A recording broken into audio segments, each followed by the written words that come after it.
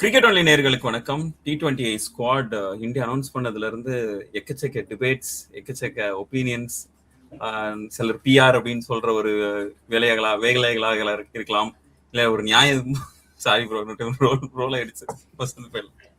சிரிக்காதடா டேய். Okay right. Cricket only நேயர்களுக்கு வணக்கம். இந்தியா வந்து அவங்களுடைய T20 ஸ்குவாட் அனௌன்ஸ் பண்ணிட்டாங்க. அனௌன்ஸ் பண்ணதுல இருந்து எக்கச்சக்க டிபேட்ஸ், எக்கச்சக்க ஒப்பீனியன் வந்து த்ரூஅவுட் சோஷியல் மீடியா நம்மளால பார்க்க முடியுது. சிலர் வந்து அநீதி இழைக்கப்பட்டிருக்கு அப்படின்னு சொல்றாங்க, சிலர் வந்து அவர் பண்ண பிஆர் வேலைக்கு இட் டிசர்வ் இட் அப்படின்ற மாதிரி சொல்றாங்க. நிறைய விஷயங்கள் இருக்குது. அண்ட் இதெல்லாத்தையும் பத்தி ஒரு சின்ன டிஸ்கஷனா இந்த வீடியோ இருக்க போகுது. யாரோட இந்த டிஸ்கஷன் இருக்க போகுது அப்படின்னு பார்த்தோம் அப்படின்னா, cricket analyst Saravanan and Kirubakaran ரெண்டு பேருக்கும் வணக்கம். ஸோ நான் வந்து இந்த நியூஸ் சொல்றேன், இந்த மாதிரி ஓகே ஸ்குவாட் அனௌன்ஸ்மெண்ட் வந்துருச்சு, ஒரு டிஸ்கஷன் பண்ணிடலாம் அப்படின்னு சொல்லிட்டு கரெக்டா சரவணன்ட்டையும் கிருபாகரன்ட்டையும் மெசேஜ் அனுப்பிட்டு கிருபாகரனோட ஸ்டோரியை பாக்குறேன். ஸ்டோரியை பார்த்தோன்னா ஒரு செம செலிப்ரேஷன். ஓ மை காட், அவ்வளவுதான், எழுதி வச்சுக்கோங்க, கப்பு நமக்கு தான், எனக்கு கில்லி இல்ல, அதனால கப்பு நமக்கு அப்படின்ட்டு. ஸோ கிருபாகரன் இருந்து ஆரம்பிக்கலாம்னு நினைக்கிறேன். கிருபாகரன் அந்த ஸ்டோரிக்கு பின்னாடி இருக்கிற காரணம் என்ன, கில் இல்ல அப்படின்றதான் இல்ல ஒரு பிக்கஸ்ட் டாக்கிங் பாயிண்ட் அப்படின்ற மாதிரி எடுத்துக்கலாம்னு நினைக்கிறேன். அண்ட் கில் இல்லாதது எந்த வகையில இந்த ஹோல் இதை இம்பாக்ட் பண்ணும் அப்படின்னு நினைக்கிறீங்க? சோ கில் இல்ல அப்படிங்கிறது வந்து ஆக்சுவலா நிறைய பேர் அதை செலிப்ரேட் பண்ணாங்க. நான் மட்டும் இல்ல, இங்க சரவணன் இருக்கார், அவருமே செலிப்ரேட் பண்ணி தான் குரூப்ல எல்லாம் பேசிட்டு இருந்தாரு. சோ எல்லாத்துடைய உணர்ச்சிகளும் நாங்க ரெண்டு பேரும் வெளிப்படுத்திட்டோம் அப்படிங்கிற மாதிரிதான் சொல்லலாம். ஏன்னா ஃபர்ஸ்ட் ஆஃப் ஆல் டெக்னிக்கலா நம்ம லாஜிக்கலா பேசணும் அப்படின்னா டீமோடைய பேலன்ஸ். இப்ப நேத்து கில் ஆடல, டீம் எப்படி ஆடினாங்க அப்படிங்கறது பாத்தீங்க. சஞ்சு சாம்சன், அபிஷேக் சர்மா ஓப்பனிங் பார்ட்னர்ஷிப் சூப்பரா இருந்துச்சு. அண்ட் இன்னொரு ஸ்டாட் என்ன அப்படின்னா, கில்லி இல்லாதப்போ இந்தியா நிறைய 200s அடிச்சிருக்காங்க.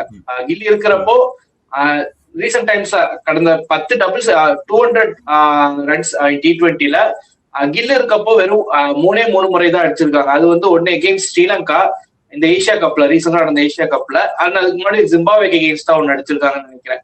ஸோ இது வந்து எப்படி பாத்துட்டீங்கன்னா அந்த பேலன்ஸ், நான் சொல்ற பேலன்ஸ் எதை வச்சு அப்படின்னு பாத்துட்டீங்கன்னா, ஓப்பனிங் பார்ட்னர்ஷிப். ஒரு சைடு அபிஷேக் சர்மா நல்லா அக்ரெசிவா ஆடிடுவாரு, இன்னொரு சைடு சஞ்சு சாம்சன் அந்த எக்ஸ்பீரியன்ஸ் இதெல்லாம் வச்சு அந்த பவர் பிளே கடந்துருவாங்க.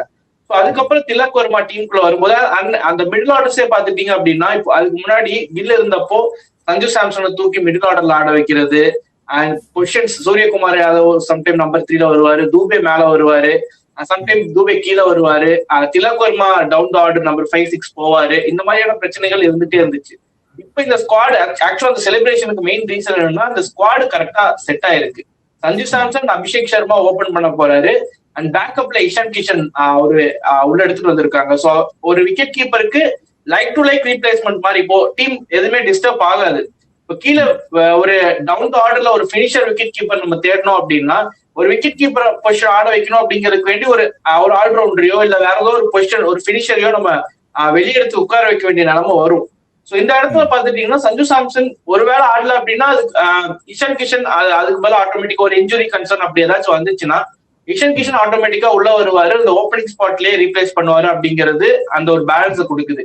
அதே மாதிரி மிடில் ஆர்டர்ஸ் இப்படிதான் ஆட போறாங்க அப்படிங்கிறதும் தெளிவா இந்த ஸ்குவாட் அனௌன்ஸ்மெண்ட் மூலியமாவே சொல்லிட்டாங்க. திலக் வர்மா 3ல தான் வர போறாரு, சூரியகுமார் யாதவ் அட் நம்பர் 4, அதுக்கப்புறம் ஆல்ரவுண்டர்ஸ் ஹர்திக் பாண்டியா, சிவம் துபே, அக்ஷர் பட்டேல் இல்ல ரிங்கு சிங், அந்த பொசிஷன் எப்படி வேணாலும் அமையலாம்.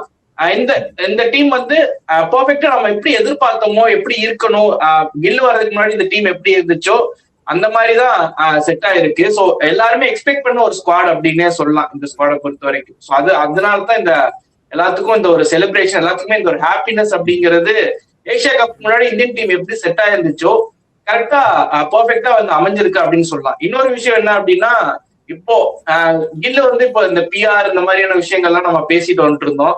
ஸ்குவாட் அனௌன்ஸ்மெண்ட் இப்போ நடுவில் ஏதாச்சும் ஒரு சீரீஸ் தூக்குனாதான் இந்த மாதிரி பிஆர் ஒர்க் எல்லாம் பாப்பீங்க சோசியல் மீடியால. அது முடியும் உங்களுக்கு எடுத்துட்டு டேரக்டா நான் வேர்ல்ட் கப் ஸ்குவாட்ல இருந்து தூக்கிட்டோம் அப்படின்னா இப்ப எப்படி பண்ணுவீங்க அப்படிங்கிற மாதிரி அனௌன்ஸ்மெண்ட் பண்ண மாதிரி இருக்கு. சோ இதை பத்தி சரவணன் ப்ரோ இன்னும் கிளியரா எக்ஸ்பிளைன் பண்ணுவாருன்னு நினைக்கிறேன். ஓகே, ஸோ நெக்ஸ்ட் நானுமே சரவணன் தான் கேட்கணும்னு நினைக்கிறேன். இந்த ஒரு டெசிஷன் நீங்க எதிர்பார்த்தது? ஏன்னா நான் வந்து பர்சனல் நான் கேட்டேன்னா நான் டெஃபினட்டா ஒரு எதிர்பார்க்காத ஒரு டெசிஷன். ஏன்னா கில்ல தூக்குவாங்க அப்படின்றது வந்து மேபி லைக் இன்னொரு 1 or 2 years ஆகும். ஏன்னா அவ்வளவு ஈஸியா டக்குன்னு தூக்கிட மாட்டாங்க. அதுவும் கன்சிடரிங் இன்னொரு 2 மாசம் கூட இல்ல வேர்ல்டு கப்புக்கு அப்படின்னும் பொழுது இவ்வளோ சின்ன விண்டோ இருக்கிற டைம்ல கில் மாதிரியான ஒரு பெரிய பிளேயர் தூக்குறதுக்கான சான்சஸ் இல்ல அப்படின்னு தான் நேத்து உட்காந்து கூட பேசிட்டு இருந்தோம். நேற்று ஒரு வீடியோ பண்ணும்போது கூட அதே நான் பேசிட்டு இருந்த ஒரு விஷயம் தான். பட் ஆனா ஒரு சர்ப்ரைசிங்கான விஷயமா தான் இருக்குது. பட் அட் சேம் டைம் சர்ப்ரைசிங்கா இல்லாமலும் இருக்குதுன்ற மாதிரி வச்சுக்கலாம். ஏன்னா அவரோட பெர்ஃபார்மன்ஸுக்கு இந்த மாதிரியான ஒரு டெசிஷன் இல்ல இந்த மாதிரியான ஒரு முடிவு அப்படின்றது வந்து நமக்கு ஓரளவு கொஞ்சம் தூரத்துல இருந்து பார்த்தாலும் அந்த டீம் அண்ட் அந்த கோச்சா இருக்கட்டும் இல்ல பிசிசிஐ அந்த ஹோல் அவர் எந்த அளவுக்கு வேல்யூ பண்றாங்கன்றத வச்சு பார்க்கும்பொழுது இது கொஞ்சம் சர்ப்ரைசிங்கா இருந்துச்சு. உங்களோட ஒப்பீனியன் என்ன சரவணன் இதுல? அல்ல கண்டிப்பா நீங்க சொன்ன மாதிரி ஒரு கிகா ப்ரோ சொன்ன மாதிரி பாத்தீங்கன்னா நம்ம இவ்வளவு ரன் கொடுத்துருக்காங்க. அட் த சேம் டைம் நம்ம இவ்வளவு ப்ராப்ளம் நடக்குது அந்த டீம்ல நடக்குதுன்னு அதை அவாய்ட் பண்ணிட்டு இருக்கிறப்ப நம்ம இதை ஆப்வியஸா எதிர்பார்க்கல. ஸோ ஃபர்ஸ்ட் நேம் நான் தேடினப்போ வந்து சுப்மன் கில் இருக்காரா இல்லையான்றதான் பார்த்தேன். ஸோ ஆப்வியஸா அவர் இல்லைன்றதே எனக்கு அது ஒரு ஷாக்கிங்கா இருந்துச்சு. அதுக்கப்புறம் அது ஒரு பிளசன்ட் ஷாக்கிங்கா மாறிச்சுன்னு தான் சொல்லலாம். அண்ட் கன்சிடரிங் இந்த ஒரு ஸ்குவாடை வந்து கன்சிடர் பண்ணும்போது கில்ல மட்டும் ரிமூவ் பண்ணிட்டு மொத்தமா அந்த ஸ்குவாட் 15 மெம்பர்ஸ் எடுத்து பார்த்தோம்னா எவ்ரி ஒன் ஆர் டிசர்விங். எல்லாருமே இந்த ஃபார்மேட்ல வந்து ஒரு நல்ல ஒரு ரன் கொடுத்துருக்காங்க, including Harshit Rana. Harshit Rana has made wonders in this format. நம்ம அவரை வந்து சொல்லலாம் கௌதம் கம்பீர் அவர் பேக் பண்றாருன்ட்டு. இருந்தாலும் இந்த ஒரு ஃபார்மேட்ல இஸ் பிளேட் வெல். ஸோ இந்த 15லயும் வந்து எல்லாருமே அவுட் பர்ஃபார்ம் பண்ணியிருக்கப்போ கில்ல வந்து தூக்குனது it is a reasonable thing. And அவர் போனனால பயங்கரமா பேலன்ஸ் வந்திருக்கு இந்த டீம்ல. இந்த டீம்ல பேலன்ஸ் வந்ததுல வந்து பாத்தீங்கன்னா இப்ப நீங்க இந்த 11 செலக்ட் பண்றதுல அவ்வளவு கன்ஃபியூஷன்ஸ் வரும். இப்போ நீங்க இந்த 11ஸ்ல எடுத்துட்டு பாத்தீங்கன்னா வந்து குல்தீப் மாதிரியான ஒரு பவுலர், ஒரு T20 ஃபார்மேட் பவுலரே நீங்க வெளியே உட்கார வைக்கிற நிலைமைக்கு போக வேண்டியதா இருக்கும். ஏன்னா அந்த 11 அப்படி இருக்கு. ஸோ அந்த 11 செட் பண்ணோம்னா நம்ம அப்படிதான் ரிமூவ் பண்ண வேண்டியதா இருக்கும். அதனால வந்து இது ரொம்ப பர்ஃபெக்டா ஒரு பேலன்ஸ்டான ஸ்குவாடா இருக்கு. எனக்கு 2024 வேர்ல்ட் கப்புக்கு போன ஸ்குவாடை காட்டும் இது ரொம்ப பெட்டரான ஸ்குவாடா பட்டிருக்கு. பட் என்ன ஒரே பிரச்சனை தான், இவங்க இதை மறுபடியும் இந்த டிராஃபி ரீடைன் பண்றாங்களா? அந்த ஒரு நாக் அவுட் ஸ்டேஜஸ்ல வந்து ஒரு இதுக்கு முன்னாடி இருந்த ஒரு பெரிய பிளேயர்ஸான ரோஹித் விராட் இல்லாம இப்போ ஒரு டீம் போகுது. இந்த டீம்ல இருந்த யாருமே வந்து பெருசா அந்த கிரன்ச் சுச்சுவேஷன்ஸ்ல வந்து பெர்ஃபார்ம் பண்ணி நம்ம ப்ரூவ் பண்ணி பார்த்தது இல்ல. எக்ஸப்ட் திலக் வர்மா ஒரு கப்பல் ஆஃப் டைம்ஸ் பண்ணியிருக்காரு. அவரை தவிர பெருசா வேற யாரும் பண்ணதில்ல. ஹர்திக் பாண்டியா இருக்காரு அந்த சைடு. பட் ஒரு பேட்டரா பார்க்கும்போது திலக் வர்மா மாதிரி ஒரு யங் தவிர வேற யாருமே வந்து ப்ரூவ் பண்ணல அந்த கிரன்ச் சுச்சுவேஷன்ஸ்ல. ஸோ அந்த ஒரு மாதிரியான ஒரு சுச்சுவேஷன்ல ஒரு செமிஃபைனல் அண்ட் ஃபைனல்ல வந்து அவங்க எப்படி பெர்ஃபார்ம் பண்றாங்க அதை பொறுத்து தான் அந்த டிராஃபிக்கான ஒரு இது கிடைக்கிறது. அண்ட் இதுல இன்னொரு முக்கியமான ஒரு பிளேயர் நான் பார்க்கணுன்றது யாருன்னா நம்ம ரிங்கு சிங்கோடைய இன்கல்ஷன். ரிங்கு சிங் வந்து தொடர்ந்து அவரோட T20I மோஸ்ட் ரீசென்ட் IPL நிறைய சான்சஸ் கிடைக்கல அப்படின்ற மாதிரி நம்ம சொல்லிடலாம். பட் ஆனால் அவர் எப்பெல்லாம் விளையாடி இருக்காரோ அப்பெல்லாம் அதுக்கான ஒரு இம்பாக்டா கிரியேட் பண்ணியிருக்காரு அப்படின்ற மாதிரி நம்ம சொல்லிடலாம். ஆனா இந்த டீம்ல வந்து ரிங்கு சிங் ஆர் சிவம் துபே அப்படின்னு சொல்லிட்டு அந்த 2 பிளேயர் யாராச்சும் ஒருத்தருக்கு தான் வாய்ப்பு கிடைக்கும் அப்படின்ற மாதிரி சொல்றாங்க. அண்ட் ரீசெண்டா நாங்க வந்து சும்மா டிஸ்கஸ் பண்ணிட்டு இருக்கும் போது இந்த 2ல யார் வருவாங்க அப்படின்னு பார்க்கும்போது சிலர் வந்து துபைக்கு தான் போகணும் அப்படின்ற மாதிரி சொல்லியிருந்தாங்க. எதனாலன்னா அவர்கிட்ட கொஞ்சம் ஒரு அட்லீஸ்ட் ஒரு 1 or 2 overs அவர்கிட்ட இருக்குது. அதனால நம்ம வந்து துபைக்கு ஒரு எட்ஜ் கொடுக்கலாம் அப்படின்ற மாதிரி சொல்றதையும் நல்லா கேட்க முடிஞ்சது. உங்களோட ஒப்பீனியன் என்னவா இருக்குது? ரிங்கு சிங்கா இல்ல சிவம் துபே, அந்த 2ல யாருக்கு போறது பெட்டர் அப்படின்னு நினைக்கிறீங்க? கிருபாகர் நீங்க ஸ்டார்ட் பண்ணிருங்க. ஸோ நான் ஆப்வியஸ்லி சிவம் துபேக்கு தான் ஃபர்ஸ்ட் ப்ரெஃபரன்ஸ் தருவேன். ஏன்னா அந்த ஸ்கீம் ஆஃப் திங்ஸ்ல ரீசெண்ட் டைம்ஸ்ல வந்து சிவம் துபே தான் தொடர்ந்து ஆடிட்டு வந்திருக்காரு.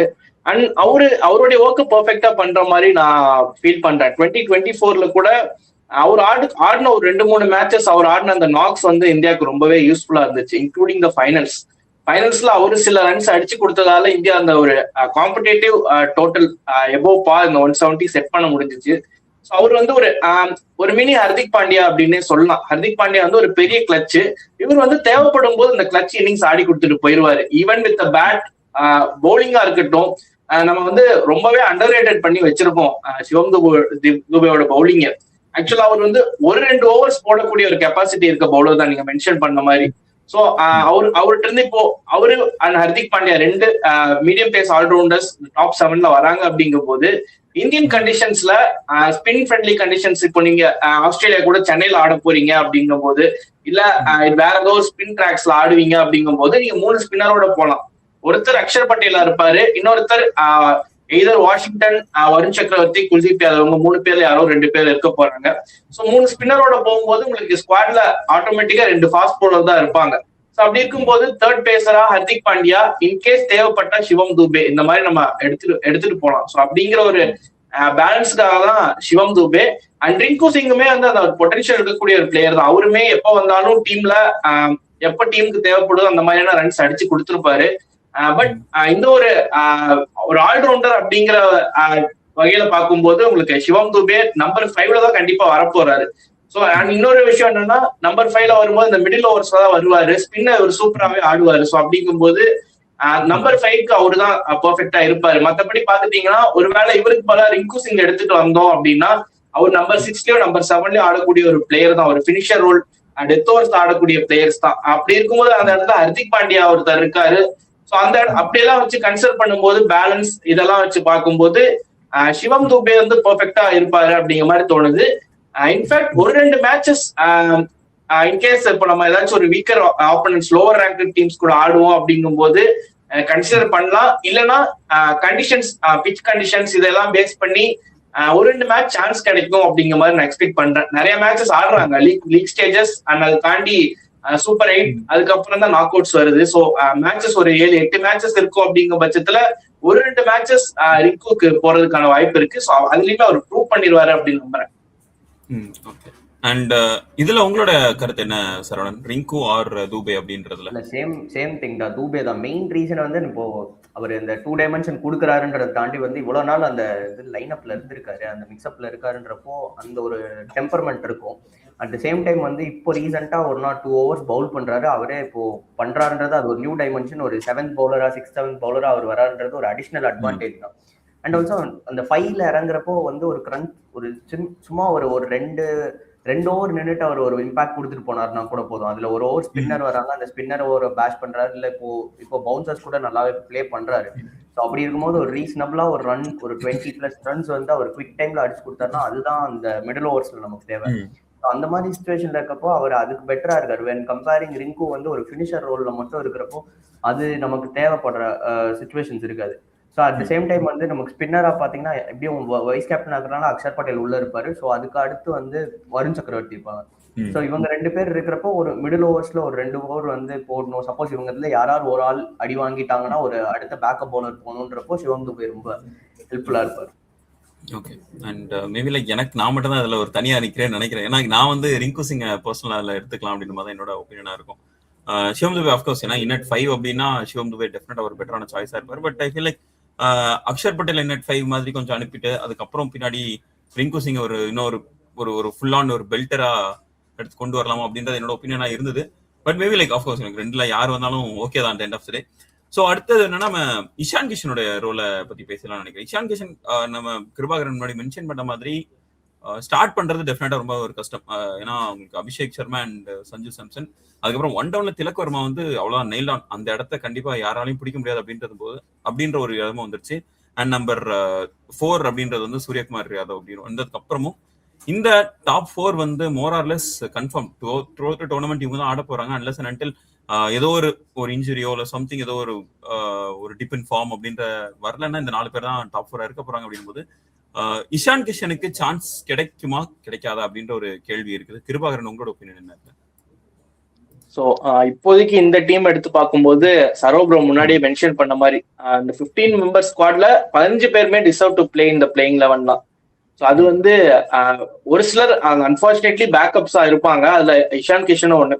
இன்னொரு ரீசன் ஆக்சுவலா ஒரு ஸ்குவாடுக்குள்ள வந்த ரீசனே இப்போ சையத் முஷ்டாக் அலி டிராஃபில அவருடைய பெர்ஃபார்மன்ஸ் 2 செஞ்சுரி ஒரு 90 இந்த மாதிரியான ஒரு பெரிய பெர்ஃபார்மன்ஸ் அண்ட் ஆல்சோ ஒரு எக்ஸ்பீரியன்ஸ் இருக்கு இந்தியன் டீமுக்கு ஆடினது. ஸோ அதனால தான் அவரால் டைரக்டா ஸ்குவாடுக்குள்ள வர முடிஞ்சது. அண்ட் சஞ்சு சாம்சனுக்கு ஒரு பேக்கப் விக்கெட் கீப்பர் ஆப்ஷன் அப்படிங்கிற மாதிரி அந்த லைக் டு லைக் பிளேஸ்ல இவர் தான் இருக்காரு அப்படிங்கும் போது அண்ட் கரண்ட் ஃபார்ம்லயே இருக்காரு. இந்த கண்டிஷன்ஸ் லோக்கல் டோர்னமெண்ட் டொமஸ்டிக் டோர்னமெண்ட்ல ஆடுறாரு அப்படிங்கும் போது இந்த கண்டிஷன்ஸை நல்லாவே ஆக்சஸ் பண்ணி வச்சிருப்பாரு. இப்போ இருக்க பிளேயிங் லெவல்ல இருக்க பிளேயர்ஸ் இப்போ இருக்க பிளேயர்ஸை விட இவருக்கு வந்து இந்த கண்டிஷன்ஸ் இன்னுமே நல்லாவே தெரியும். ஏன்னா இப்போ ரீசெண்ட் டைம்ஸ்ல இந்தியாவில T20 cricket all over India ஆடினது இவருதான். ரஞ்சி டிராஃபி டொமஸ்டிக் டிராஃபிஸ் எல்லாம் ஆடினது. ஸோ அந்த ஒரு விஷயத்துக்காக எடுத்துட்டு வந்திருக்காங்க. பிளேயிங் லெவல்ல ஆடுறதுக்கான வாய்ப்பு அப்படிங்கிறது கொஞ்சம் கம்மி தான். அன்லஸ் நீங்க சொன்ன மாதிரி ஒரு இன்ஜுரி இல்ல அப்படின்னா மேபி இந்தியா குவாலிஃபை ஆனதுக்கு அப்புறம் ஒரு 2 மேட்சஸ் இருக்கு அப்படிங்கும் போதுதான் சான்ஸ் கிடைக்கிறதுக்கான வாய்ப்பு இருக்கு. பட் என்ன பொறுத்த வரைக்கும் ஸ்குவாட்ல பர்ஃபெக்ட் அவருக்கு சான்ஸ் கிடைக்கல அப்படின்னாலும் ஒரு நல்ல பேக்கப் ஆப்ஷன் அப்படிங்கிற மாதிரி தான் சொல்லுவேன். இன்கேஸ் சஞ்சு சாம்சனுக்கு ஒரு இன்ஜுரி அப்படிங்கும் போது ரீப்ளேஸ் பண்ணக்கான ஒரு பெர்ஃபெக்டான பிளேயரா தான் இஷான் கிஷனை பாக்குறேன். சோ ஸ்டார்ட் பண்றதுக்கு வாய்ப்புகள் குறைவுதான். உங்க ஒப்பீனியன் என்ன சரவணன் இதுல? சேம் தான் ப்ரோ, அதே தான். அவர் வந்து ஒரு ரீப்ளேஸ்மெண்ட்ல ஒரு இதுவா தான் இருக்காரு, ஒரு பேக்கப்பா இருக்காருன்றப்போ அப்படிதான். அண்ட் எனக்கு என்ன தோணுதுன்னா, மேபி இந்த ஒரு சின்ன நேஷன்ஸ் கூட விளையாடுறப்ப மேபி அந்த லைட்டா மீதி பேரை டெஸ்ட் பண்ணி பார்க்கலாம், மீதி பேரை வார்ம் அப் பண்ணி பார்க்கலான்றக்காக அப்போ சேஞ்சஸ் பண்றதுக்கான சான்சஸ் இருக்கு. அஸ் வெல் அஸ் குவாலிஃபை ஆயிட்டோம்னா ஒரு மேட்ச் 2 மேட்ச் விளையாடலாம் அந்த மாதிரி. அது போக எனக்கு தெரிஞ்சு இன்ஜுரி ப்ரோன் ஆகிறதுக்கான வாய்ப்புகள் இல்லை இது வரைக்கும் சாம்சன் ஆனது இல்லை. ஸோ அவருக்கான சான்சஸ் ரொம்ப கம்மி தான். அஸ் வெல் அஸ் ஸ்டார்ட் பண்றது ரொம்ப ரொம்ப ரேர் தான். அஸ் வெல் அஸ் நம்ம சொன்னோம் தான் ஆல்ரெடி, அவங்க மிக்ஸ்அப்ல இருக்கிற அந்த 11 பிளேயர்ஸோட தான் போற மாதிரி இருக்குன்றப்போ இஷான் கிஷன் வந்து பெஞ்ச்ல தான் இருப்பாரு. ஓகே. அண்ட் இன்னொரு பிளேயரோட ஒமிஷன் பத்தி நிறைய டிஸ்கஷன் போயிட்டு இருக்கு. அவர் பேர் வந்து ஜிதேஷ் சர்மா. எதனால அவரை எடுக்கவே இல்லை, அவருக்கு நீங்க கரெக்டான சான்ஸ் கொடுக்கல அப்படின்னு சொல்லிட்டு சிலர் வந்து கொந்தளிக்கிறதுனால பார்க்க முடியுது. சரவணன், உங்களோட ஒப்பீனியன் நீங்க இதுல, அதாவது ஜிதேஷ் சர்மா ஒமிட் பண்ணதா இருக்கட்டும், ஏன்னா உங்களுக்கு ஆல்ரெடி இன்னொரு விக்கெட் கீப்பர் சாய்ஸ் இருக்கும்போது எதனால இஷான் கிஷனுக்கு போனீங்க? மேபி லைக் இன்னொரு ஓப்பனருக்கு சான்ஸ் கொடுத்துட்டு நீங்க விக்கெட் கீப்பரா நீங்க ஜிதேஷ் சர்மாவை வச்சிருக்கலாமே அப்படின்ற ஒரு ஒப்பீனியன் இருக்கு. நீங்க எப்படி பாக்குறீங்க? அதான் இப்போ நம்ம அந்த மாதிரி போயிருந்தோம்னா இப்போ இஷான் கிஷனுக்கு பதில் 2 பிளேயரா எடுத்திருக்க வேண்டியது இருக்கும். ஒரு ஜிதேஷ் சர்மாவை எடுத்துட்டு நீங்க பேக்கப் ஓப்பனருக்கு ஒரு ஆள் பார்க்கணும். அப்போ சஞ்சு சாம்சன் வெளியே போனாருன்னா ஜிதேஷ் சர்மா ஃபினிஷர் பொசிஷன்ல வருவாரு, மேல ஒரு ஓப்பனர் வேணும். ஸோ இது திரும்ப வந்து ஒரு டீமை டிஸ்டர்ப் தான் பண்ணும். ஆக்சுவலாக அதை வச்சு தான் டெஸ்ட் பண்ணியிருக்காங்க. ஜிதேஷ் சர்மா முன்னாடி இன்க்ளூட் பண்ணது நிறையாவது ட்ரை பண்ணுது. அட் த சேம் டைம் அவர் கொடுத்த சான்சஸ்ல அவருக்கு பெருசா பேட்டிங் கிடைக்கல. வந்தப்போ ஒரு டீசென்டான ஜாப் தான் பண்ணியிருக்காரு, கீப்பிங்ல நல்லாவே பண்ணியிருக்காரு. பட் இட்ஸ் ஹார்ட் டைம் தான். அதாவது வந்துட்டு அவரை இன்க்ளூட் பண்ணாதது வந்து கொஞ்சம் ஹார்டான ஒரு டிசிஷன் தான். ஏன்னா இந்த ரீசன் ஒரே ஒன்று தான். அவர் வந்து ஒரு ஓப்பனர் கீப்பரா இருந்திருந்தாருன்னா மேபி அந்த ஒரு பிரச்சனை வந்திருக்காரு, அவர் எடுத்திருப்பாங்க இஷான் கிஷனுக்கு முன்னாடி. பட் இப்போ லைக் டு லைக் ரீப்ளேஸ்மெண்ட் வேணும் உங்களுக்கு. T20ன்றது ஒரு ஷார்ட்டான ஒரு டோர்னமெண்ட், பெரிய டோர்னமெண்ட் கிடையாதுன்றப்போ வந்து இவ்வளவு ரிஸ்க்ஸ் எடுக்க முடியாது. ஏன்னா நம்ம வந்து இது நான் இன்னொன்று ஒரு டோர்னமெண்ட்ல இருந்து எக்ஸாம்பிள் எடுக்கிறேன்னு நினைக்கிறேன்னா, இப்போ நம்ம வேர்ல்ட் கப் 2023 விளையாண்டப்போ வந்து ஹர்திக் பாண்டியா போனப்போ நம்ம 2 பிளேயர் வச்சு ரீப்ளேஸ் பண்ணோம். ஸ்கை வந்து பேட்டிங்க்கு வந்தாரு, பவுலிங்க்கு ஷமி உள்ள வந்தாரு. ஸோ அந்த மாதிரி ஒரு சினாரியோ தான் வரும். சஞ்சு சாம்சனுக்கு நீங்க ஒரு ரீப்ளேஸ்மெண்ட் பாக்குறீங்க, உங்க இதுக்குள்ளே 15க்குள்ளே பாக்குறீங்கன்னா ஒரு ஜிதேஷ் சர்மா உள்ள வந்துட்டு ஒரு ஓப்பனர் வரணும். ஸோ அது ஆட்டோமேட்டிக்கா அந்த 11 வந்து ஒரு ஸ்டேபிள் 11 இருந்துச்சுன்னா அது பிரச்சனை இல்லை. பட் அட் தி எண்ட் அது ஃபைனல்ஸ்ல நமக்கு அன்னைக்கு ரிஃப்ளெக்ட் ஆனதும் அதே மாதிரி தான். ஹர்திக் பாண்டியா மாதிரி ஒரு பிளேயர் அந்த இடத்துல இருந்திருக்கணும். ஸோ அதே பிரச்சனை இங்க வந்துடக்கூடாதுன்றனால இந்த ஒரு ஹார்ஷ் டிசிஷன் எடுத்திருக்காங்க. It is of course harsh decision, but தேவையான டிசிஷன் தான். ஒரு வேர்ல்ட் கப் மாதிரியான ஒரு டோர்னமெண்ட்டுக்கு தேவையான டிசிஷன் தான். அண்ட்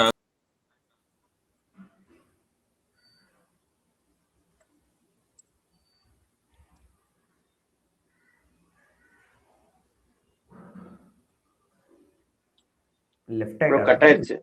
அதான் இல்ல, ஆக்சுவலா அவருடைய ஸ்கிரீன் பிளாங்க் ஆயிருச்சு. அதான் ரெக்கார்டிங்ல இருக்கே. ரெக்கார்டிங்ல இருக்கு. ஸோ அவர் லீவ் ஆகலன்னு நினைக்கிறேன்.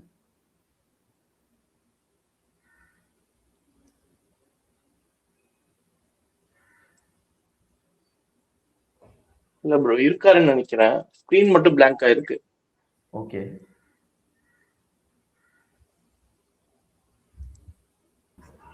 சாரி ப்ரோ, கேக்குதா? கரெக்ட்டா.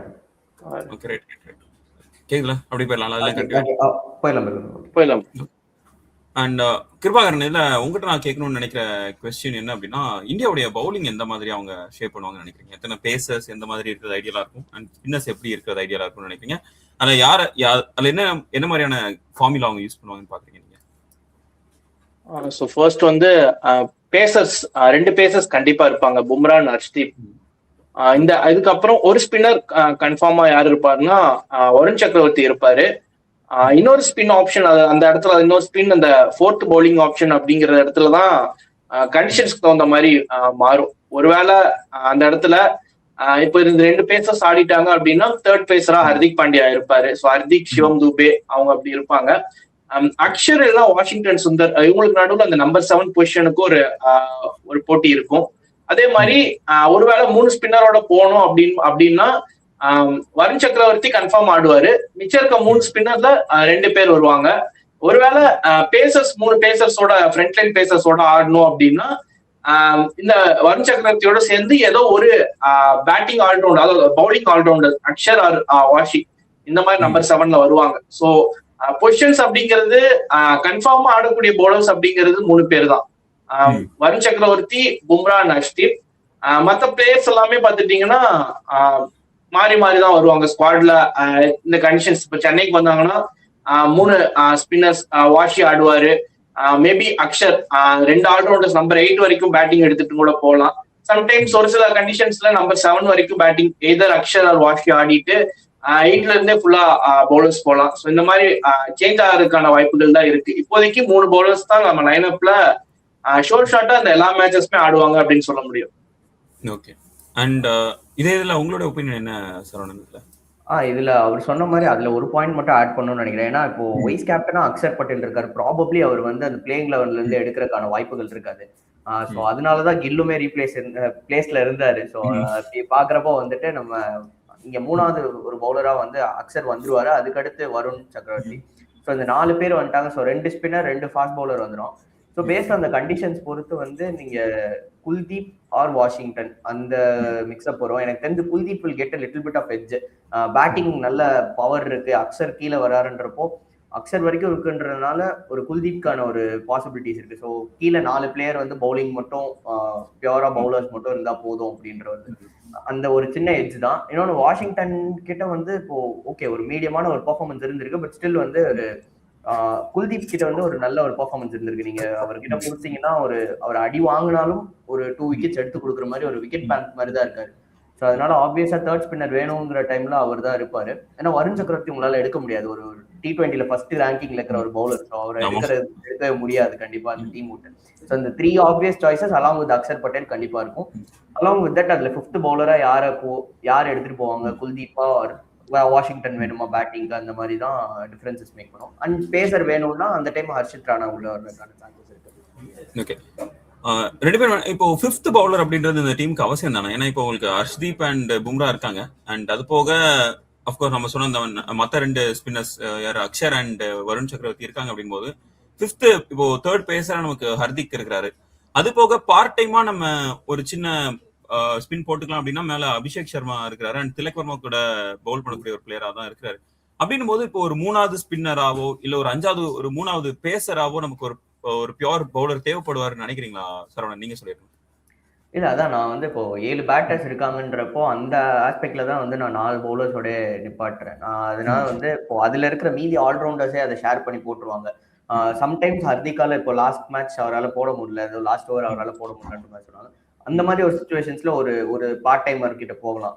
ஆனா இந்த ஒரு 5th பவுலர் பியூர் பவுலர் கிட்ட போறதுக்கான சிச்சுவேஷன்ஸ் வந்துட்டு கொஞ்சம் அது வந்து பேக் ஃபயர் ஆகிறதுக்கான சான்சஸ் இருக்கு. ஏன்னா பேட்டிங் ஆர்டர்ல வந்து அது ஒரு பேக் ஃபயர் ஆகிற சான்சஸ் இருக்குனால அதை ஆப்வியஸா எடுக்க மாட்டாங்க. அதனால தான் இந்த ஆல்ரவுண்டருக்கான நெசசிட்டி வந்து T20 இன்டர்நேஷனல்ஸ்ல நிறையவே இருக்குது. அண்ட் எப்படியே எடுத்தாங்கனாலும் வாஷிங்டன் சுந்தருக்கு தான் அந்த எட்ஜ் போகும். ஸோ அப்படி அந்த இதனால தான் மோஸ்ட் ப்ராபப்ளி அந்த 5 பியூர் பவுலர்ஸ் கிட்ட போறதுக்கான ஆப்ஷன்ஸ் கிடையாது. நம்ம அந்த அதாவது ஓடிஐல இருக்கிற அந்த லக்ஸரி இதுல நம்ம T20ல எடுக்க முடியாது. ஸோ அதான் ரீசன். அண்ட் கிட்டத்தட்ட எனக்குமே அதே ஒப்பீனியன் தான் நினைக்கிறேன். ஒரு 5 பியூர் பவுலர் எடுக்கணுன்ற அவசியம் இல்லைன்ற மாதிரி இருக்கு இந்த டீமுக்கு. ஏன்னா குவாலிட்டி ஆல்ரவுண்டர்ஸ் இருக்கிறாங்க அண்ட் பார்ட் டைமர்ஸும் 2-3 நல்ல பார்ட் டைமர்ஸ் இருக்கிறாங்க. அப்படின் போது 5 பவுலர்ஸ் வச்சு போறது வந்து தேவையில்லாத ஒரு விஷயம் பாக்குறேன். அண்ட் கடைசியா ஒரு கேள்வி 2 பேருக்கும். ஒரு ஐடியல் ஸ்டார்டிங் 11 அப்படின்னா நீங்க அதுல யார் எடுப்பீங்க?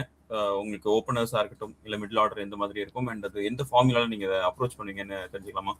சரவணன் நீங்க சொல்லிடுறீங்களா? நான் எக்ஸம்ஷன் மட்டும் சொல்லிடுறேன். யார் விளையாட மாட்டாங்கன்றத சொல்லிடுறேன். ஸோ ப்ராபபிளி வந்து வாஷிங்டன், குல்தீப்,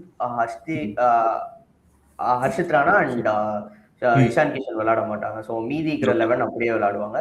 அதான் டாப்ல வந்து சஞ்சு சாம்சன் அண்ட் அபிஷேக் அண்ட் 3ல திலக் அண்ட் 4ல ஸ்கை, 5ல வந்து Dube or Hardik based on the situation. அடுத்து வந்து அவங்க 2 பேர் 5 and 6ல, 7ல அக்ஷர் அண்ட் 8ல வந்துட்டு வில் ஹேவ் ஆமா 8ல அதுக்கப்புறம் கீழே பவுலர்ஸ் 11ல வந்து 11, 10, 11ல ஹர்ஷ்தீப் அண்ட் பும்ரா. உங்களோட அது எப்படி இருக்கும் கிருபாகரன்ல? இல்ல ஆக்சுவலா அதே பிளேயிங் 11 தான். என்னோட எக்ஸப்ஷனும் அதே 4 பிளேயர்ஸ் தான். ஸோ ஆப்வியஸ்லி அந்த பிளேயிங் 11 அண்ட் அதே ஆர்டர்ல தான் வருவாங்க. எனக்கு ஒரே ஒரு விஷயம் என்ன அப்படின்னா குல்தீப் யாதவ் மாதிரியான ஒரு மேட்ச் வின்னர் வெளியே இருக்காரு அப்படிங்கிறது தான். மேபி ஒரு எப்படி சொல்றது, ஒரு நல்ல ஸ்பின் ட்ராக்ல நம்ம ஸ்ரீலங்கால எல்லாம் போய் விளையாடுறோம். கொலம்போல ஒரு மேட்ச் இருக்கு பாகிஸ்தானுக்கு எகென்ஸ்டா. ஸோ இந்த மாதிரியான சிச்சுவேஷன்ல குல்தீப் யாதவ் உள்ள வருவார். ஒரு எக்ஸ்ட்ரா பவுலிங் ஆப்ஷனா எக்ஸ்ட்ரா பேட்டிங் ஆப்ஷன் நம்பர் 8 வரைக்கும் இருக்கும் நம்ம ஆல்ரெடி இப்போ சரோப்ரோ சொன்ன ஸ்குவாட்ல. ஸோ அதுல வந்து ஒரு பேட்டர்ஸ் நம்ம பேட்டிங் டெப்த் அந்த 7 முடியிருக்க பிளேயர்ஸே சூப்பரா பேட்டர்ஸ் இருக்காங்க அப்படிங்கறதால Kuldeep Yadav in place of Washi நிறைய அந்த எப்படி சொல்றது ஒரு கிளட்ச் மேட்சஸ் பாகிஸ்தானுக்கு எகெயின்ஸ்டா ஆஸ்திரேலியாக்கு எகெயின்ஸ்டா சென்னையில ஆட போறோம். இந்த மேட்சஸ்ல எல்லாம் குல்தீப் யாதவ் கன்ஃபார்ம் ஒரு அந்த நம்பர் 8 ஸ்லாட்ல அந்த ஒரு பொசிஷன்ல வருவாரு அப்படின்னு நான் எக்ஸ்பெக்ட் பண்றேன். Okay right cool. அண்ட் கிட்டத்தட்ட நீங்க சொன்னதை வச்சு நமக்கு எல்லாம் தெரிஞ்சிருக்கும் நினைக்கிறேன். ஸ்டார்டிங் லெவன் எது அப்படின்றதுக்கு ரொம்ப ஆப்வியஸான ஒரு 11 மாதிரி தான் தெரியுது. பட் பாப்போம், ஒரு பேக்டான ஒரு டீமா இருக்கிறாங்க இந்த டீம் ஃபுல்லாவே. ஏன்னா T20s பொறுத்தளவுல பார்த்தோம் அப்படின்னா அந்த T20 மட்டுமே பார்த்து வளர்ந்த ஒரு ஜென்ரேஷனோட ஃபுல் டீமா இருக்கிறாங்க. அபிஷேக் சர்மாவா இருக்கட்டும், இந்த மாதிரி யங்ஸ்டர்ஸ் எல்லாம் ஃபுல்லா அப்படி ஃபில்டப்பா இருக்கும்போது நமக்கு அப்பதான் தெரியுது. ஸோ பாப்போம் என்ன மாதிரியான ரிசல்ட் அது கொண்டு வர போகுதுன்னு. And thank you so much for joining us Saravanan and giga. உங்களோட நேரத்துக்கும் உங்களோட கருத்துக்கும் ரொம்ப ரொம்ப நன்றி. தேங்க்யூ. தேங்க்யூ. நன்றி.